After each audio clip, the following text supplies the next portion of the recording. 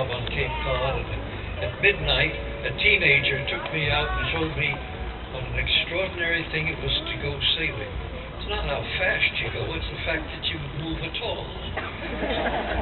And the wind may be coming from the north, but if you slant your sails right, you can go northwest, and then northeast, and then northwest, and then northeast, and you use the very power of the north wind against you, and you move right into it. When I got back to the Hudson, Big and the family let me splurge, and I bought a little plastic bathtub of sailboat, and I started trying to learn to sail on the Hudson. And then I looked down in the water underneath me and found lumps of this floating by me along with the toilet paper. And the phrase that John Kenneth Galbraith used, private affluence, public squalor, came to me.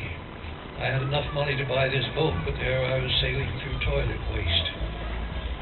Then a friend of mine, I don't know if he's here today, Vic Schwartz, an artist in the little town of Cold Spring, said, "Pete, you know they used to have a boat, sloops on the Hudson with a boom 70 feet long." I said, "Don't give me any. Only an America's Cup racer was that big." He said, "No, they had a lot of them. They were called Hudson River sloops.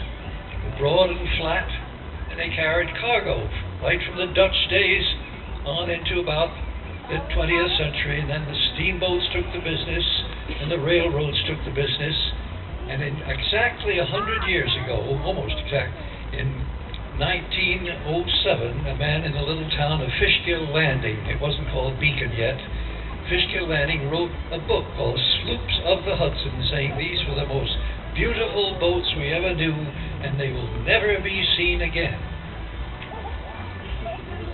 He told of the accidents.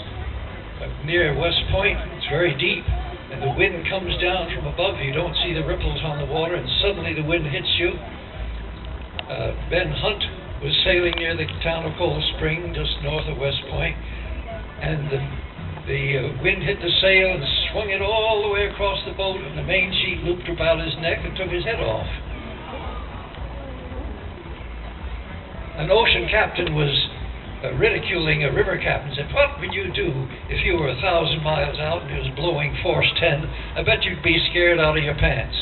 And the river captain said, "Yes, I guess I would be, just as you would be if it was blowing force 10 and you were 100 yards from the rocks."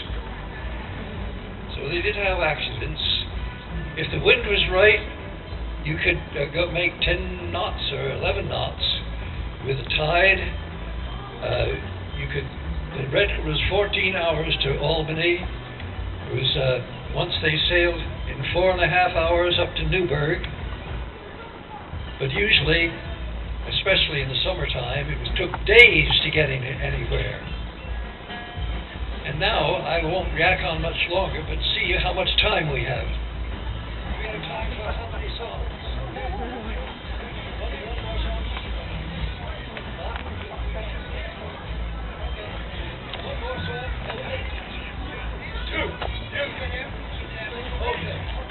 Do a song, and then after that I'm going to get my grandson and Captain Travis Jeffries, and we'll end off with a song you can sing.